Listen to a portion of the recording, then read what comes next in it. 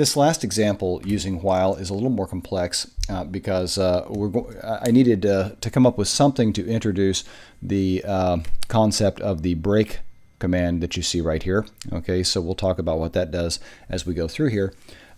This one is drawing a little more upon mathematics, and so don't let your eyes glaze over too much. I'll try to explain it pretty well.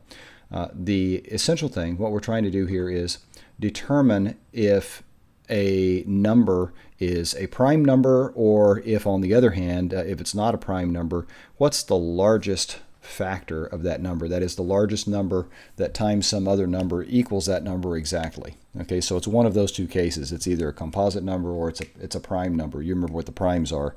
They're only divisible by themselves or the number 1, right? So our target number, the one that we're wanting to test right here, I've made it equal to 12. We can make it a little more interesting than that. Let's make it 42, for instance. Okay, so the number 42. Now, I know that this is not a prime number, first of all, because it's even, so I know it can be it's divisible by 2. But what would be the largest factor? Well, the largest factor of 42 would be 21, which itself is a composite number and is the multiple of the numbers 3 and 7. So you see 2 times 3 times 7 equals 42. But 21 is the largest number that evenly divides it. That is not the number itself, right? Okay, so what are we going to do? Well, what we'll do is we will come up with a number that we say, well, this might be a factor, and we'll have to test it. And so let's just call that number test.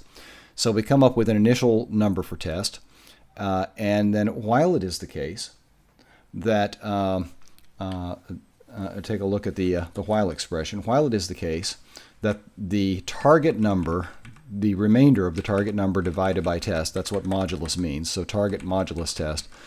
And go back and review the modulus operator if you don't remember that one. It's an important one to know. But if the target number divided by test, and if we just take the remainder of that operation, is not equal to 0, that means it did not evenly divide it. So what do? Come up with a new version of test. We'll just subtract 1 from it. And then if it's the case that after we've done that, we're all the way down to 1, well, there's nothing else to check. We've checked all the numbers from the initial value of test all the way down to 1, and none of them have divided this number, and so in that case we'll break. What does break do?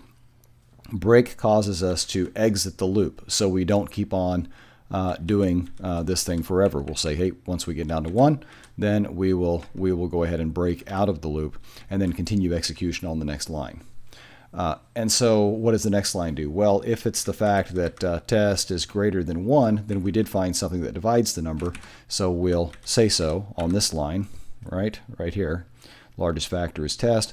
Otherwise, we say, nope, we got all the way down to 1, and there was no value of test that we found that would evenly divide target, and so we'll say, well, target is a prime number, whatever it is.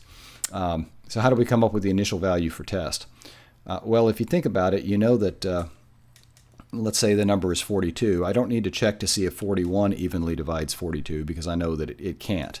In fact, I really don't have to start any higher than whatever the square root of 42 would be. So you can easily convince yourself of that if you just stop and puzzle it for a little while. We only really need to start at the square root of whatever number we're looking for. We can round up from there, and then we'll check every number less than that until we find one that evenly divides it, or run out of numbers to try. That is, we get all the way down to 1 in this case.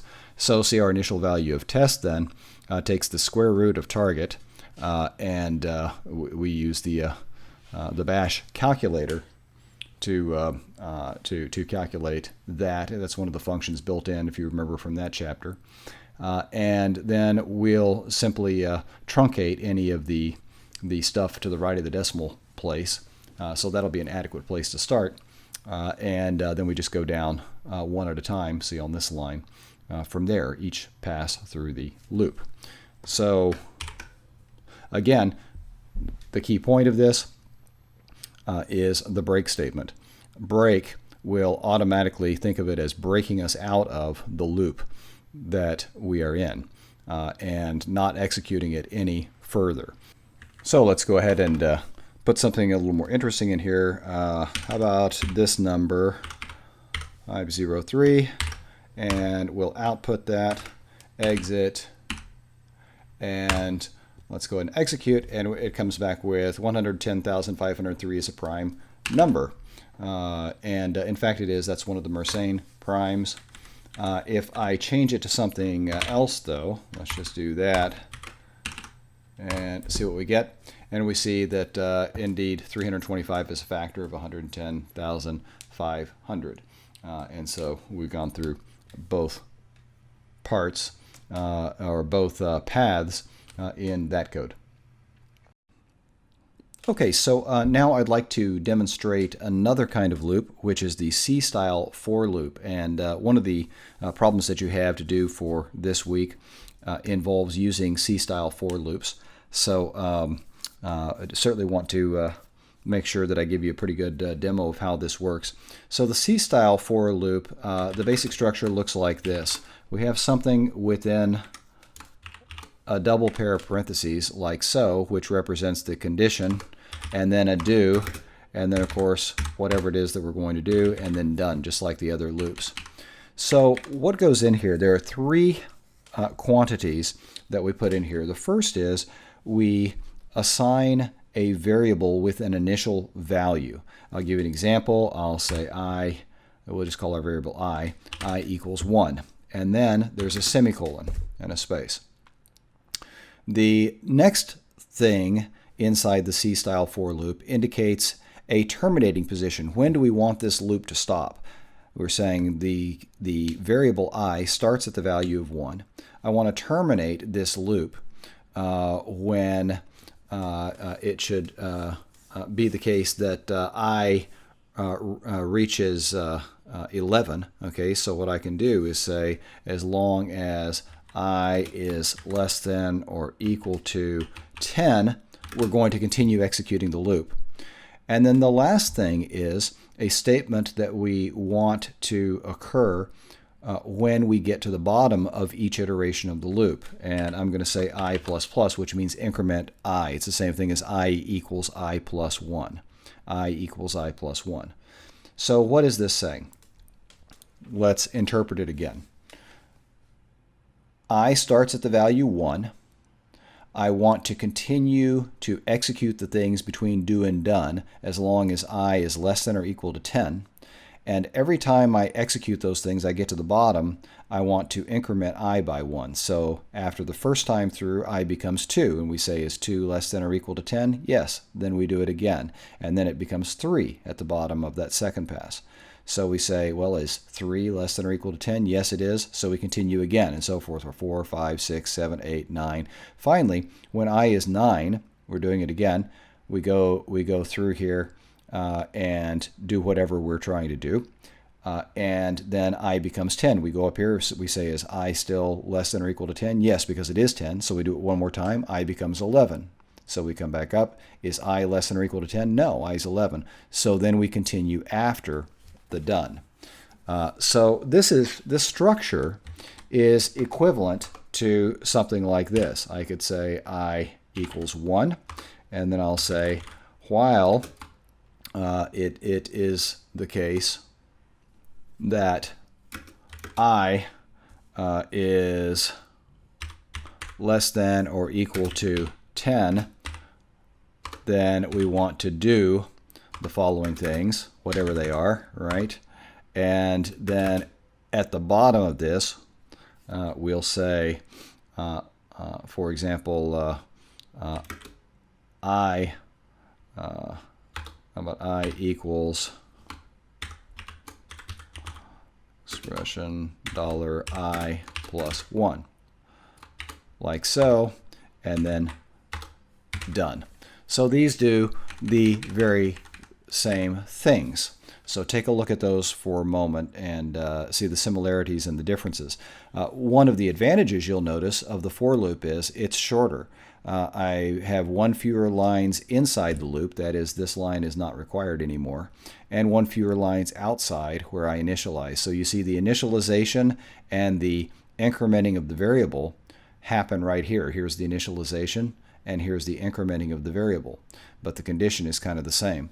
So when would you use a for loop? When you're going to do something a counted number of times, it's a more concise way of representing it. So what do we want to do here? How about we do this?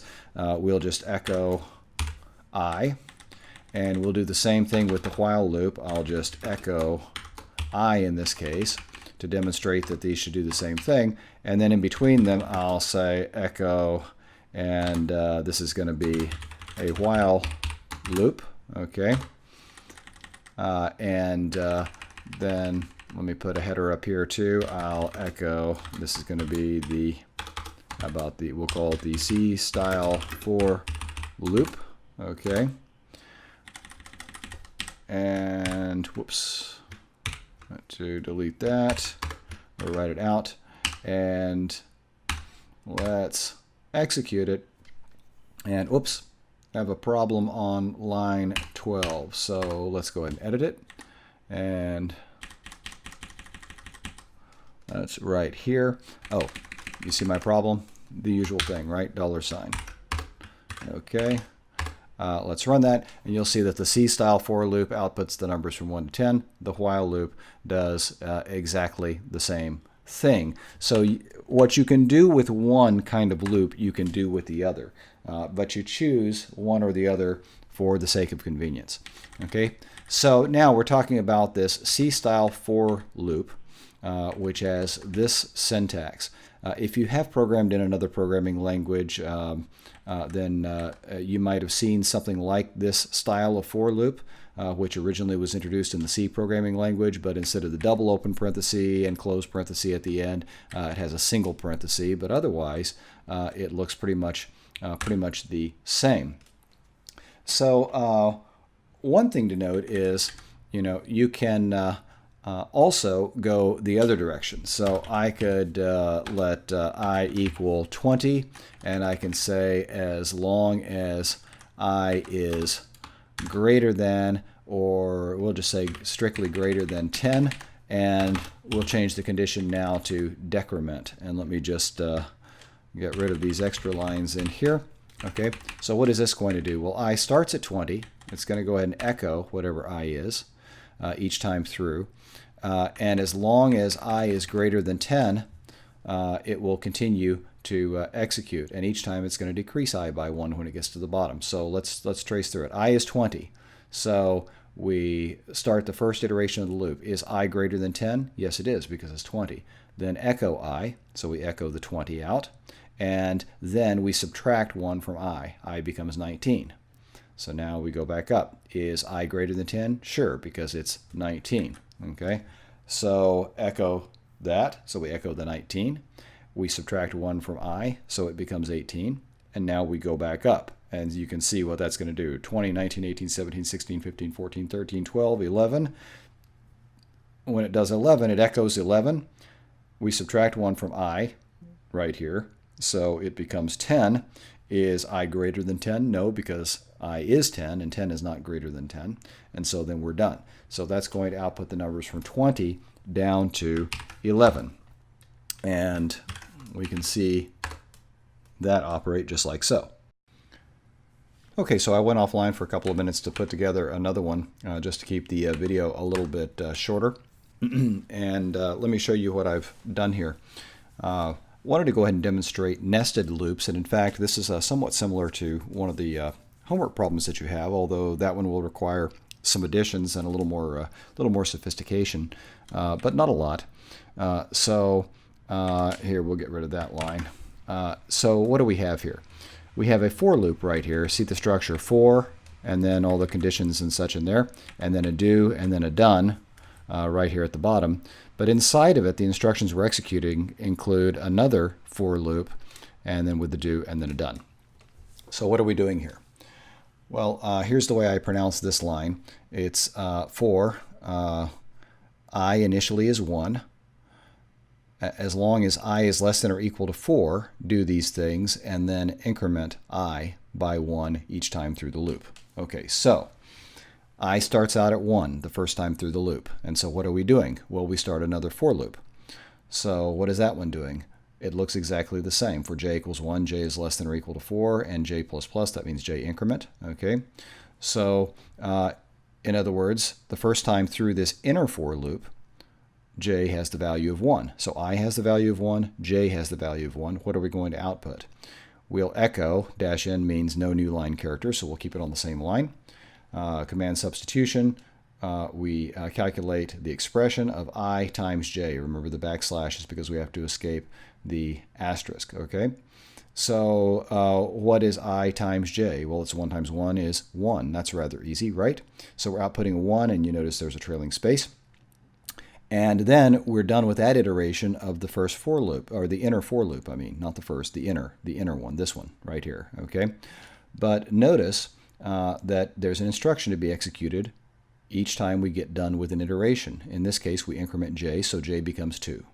Now we check to see, is j less than or equal to 4? Well, yes, it is, because j is 2, so we do it again. But now I is still 1, and j is 2. So what do we output now? I times j is the quantity 2, so we output 2 and a space. And then j becomes 3, and so we do it again, and we output 1 times 3, which is 3, and a space. And we do it again because j is 4, and so therefore j is less than or equal to 4, right? And we output 1 times 4, and a space. And then we increment j becomes 5. It is no longer the case that j is less than or equal to 4, and so therefore we continue after the done. We go ahead and echo out this, which will give us a new line character. We get to the bottom here, and what happens? We're to the done that corresponds now to the outer for loop. Remember, I was 1, so what are we going to do? It's I becomes I plus 1. So in other words, I becomes 2. Is it the case that I is less than or equal to 4? Yes. Then we go through the loop again. And so what do? I is now 2, but now we start this for loop as if we've never seen it before. J equals 1. We execute that. And since j is less than or equal to 4, we'll go ahead and do this. So now what do we calculate the expression to be? Well, I is 2, and j is 1, so 2 times 1 is 2, and we output that. And then we increment j. So j becomes 2. We go through the loop again. So now it's 2 right here times 2 right here, so we get 4. And then the next time through, j is 3, so we get 2 times 3 is 6. And the next time, 2 times 4 is 8. And then we're done with the inner loop this time. We echo a new line. We get down here, what happens? I gets incremented again. Remember, I had the value 2. It gets incremented to 3. Since 3 is less than or equal to 4, we do the whole thing again. And then there will be another pass after that. So we're going to get 4 lines of output from this. Let's take a look at what it outputs. And there it is. 1, 2, 3, 4, just like we said. 2, 4, 6, 8, just like we said. And you can predict what the others are. It's just like a multiplication table, isn't it? That is done by using a for loop within a for loop. And in this case, we used both C-style for loops to do that. We could also do that with while loops, just as I was showing you earlier. A for loop and a while loop are rather equivalent, but the while loop would take a little bit more code. But just for completeness, I'm going to go ahead and show you what that would look like. What we would have to do is we'd have to say right here that I equals 1. And then we would say, while it is the case that I is less than or equal to, that's going to look like this, right? Less than or equal to 4. So while it is the case that I is less than or equal to 4, we're going to do some stuff and then done, right? The last thing before the done is that we have to increment I. So lots of ways to do that, but I'm going to do it the same way that I've done it before. It'll be I equals, and we'll just use command substitution with an expression, and it's $I plus 1, like so. And that's the last thing that we'll do. So what are we going to do in the middle? Well, in the middle, we'll say this thing called j is equal to 1, and then we're going to use another while loop. We'll say while it is the case that j is less than or equal to 4, we're going to do the following things, whatever they are, and then finally we'll have a done. So what are the things that we need to do? Well, the last thing we need to do before, in this inner loop before we exit is we need to increment j. So j equals, looks rather parallel to what we just did, right? $j plus 1. Okay, and what are we going to do in the middle here? Well, the essential thing to do here now is to go ahead and echo our output, right? So we'll go ahead and echo without a new line. And what do we want there?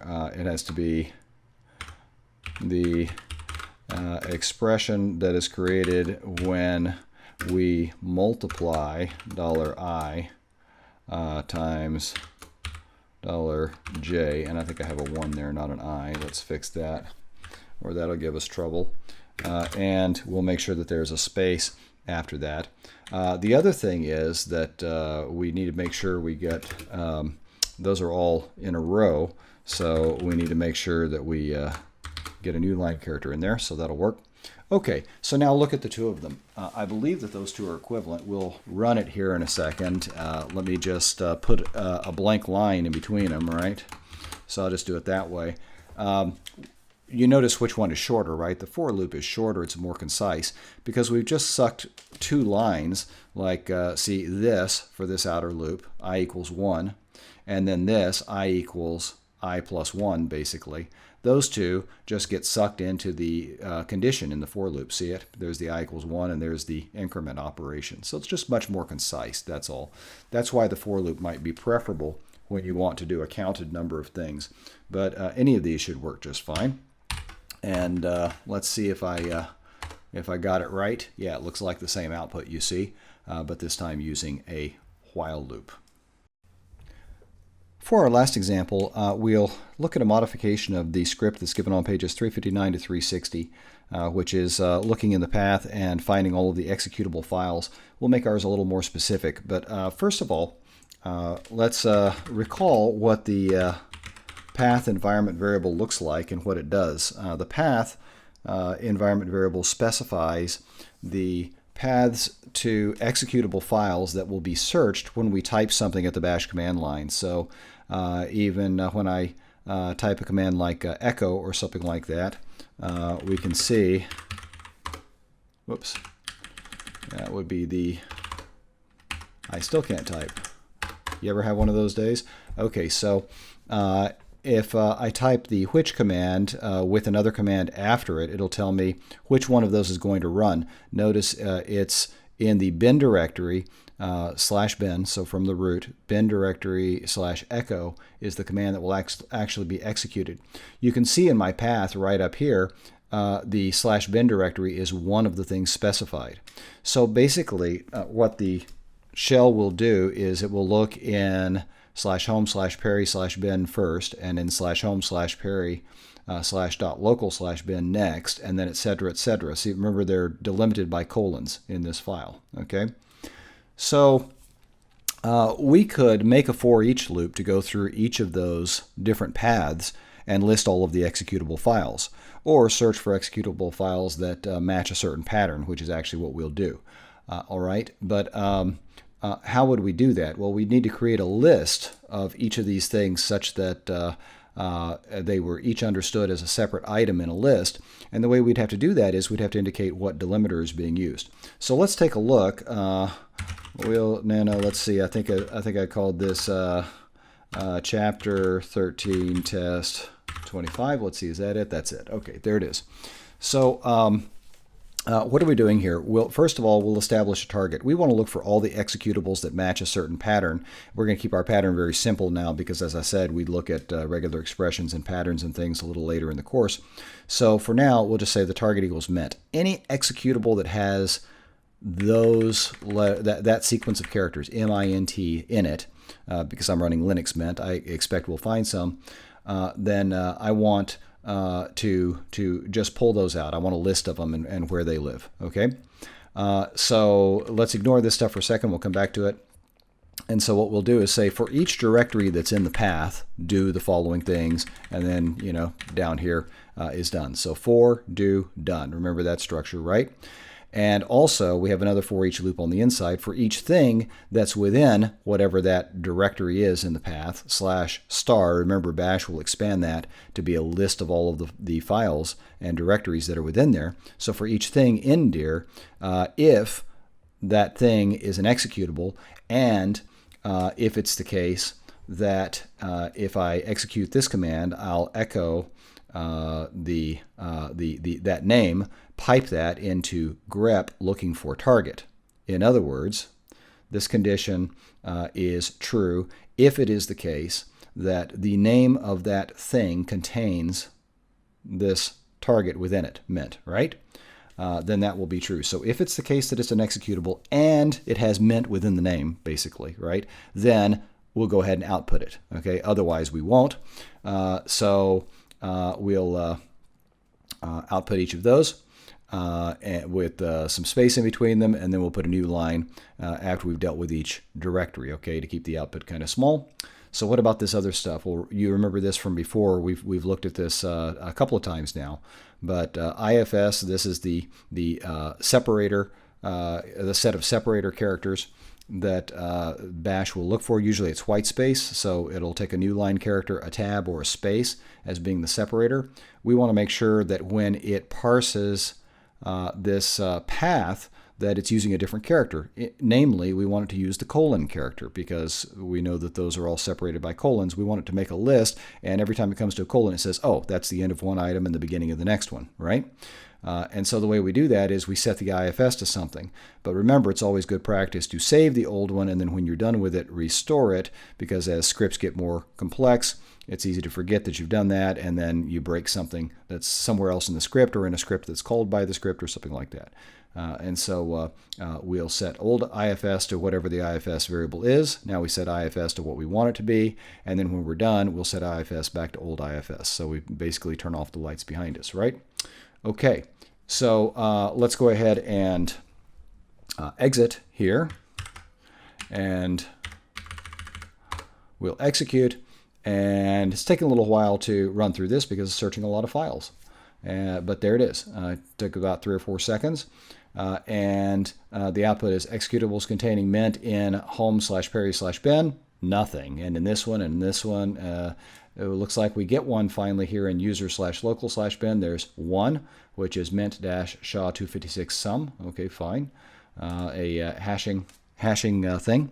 And then within /user/bin, we have lots of things. Mint backup, mint, another mint backup, mint drivers, another mint drivers, and mint fortune. What is that? I have no idea. There's various things in here. I just put a space between each one just to keep it small. And then in these other directories, of course, you see, nothing there. Okay.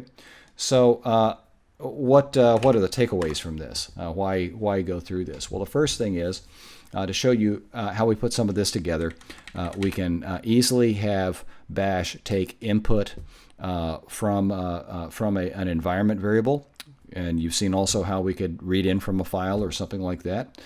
We can have it separate those things any way that we want to based on whatever is delimiting those, whether it's tabs, regular white space, or new line characters like we did in the example in one of the first 2 videos this week, or the colon character as we've done in this case because it's the path variable and that's colon delimited. There are others that are that way too, that are colon delimited. For example, I think one of the examples in the book shows the etc. password file, which is colon delimited field, so you would use a similar structure here. So first of all, how to construct a list from things like that, and here's how you do it. Bash will expand that list for you. And then second, how we use compound conditions. Notice I've got open square bracket right here, close square bracket here. The double ampersand means and then open square bracket, close square bracket. We can combine things like that using and or. So there's a little more on that in the text. But if A and B means both A and B have to be true in order for the if condition to be successful, and so whatever's after the then to actually happen. If one of them is false, then we don't do it. The other possibility there, in addition to and, is or. and or. Here, I just go down to the bottom so I can demonstrate. You've got and, which looks like that. The other one is or, which is 2 vertical bars. That's that key that's right above the enter key, and it's backslash, right? But if you hold down Shift, it's the vertical bar. So 2 of those means or, and or evaluates to true if either one or the other or both of them evaluate to true. In other words, they both have to be false for it to be false, and only one of them has to be false for it to be false. They both have to be true. So we can combine conditions like that to make our code relatively concise. And so this pulls together a few of the ideas that we've discussed all through the videos here. So hope that is helpful, and have a look at the homework, and if there are any questions that you have, any challenges that you have as you go through, then definitely reach out.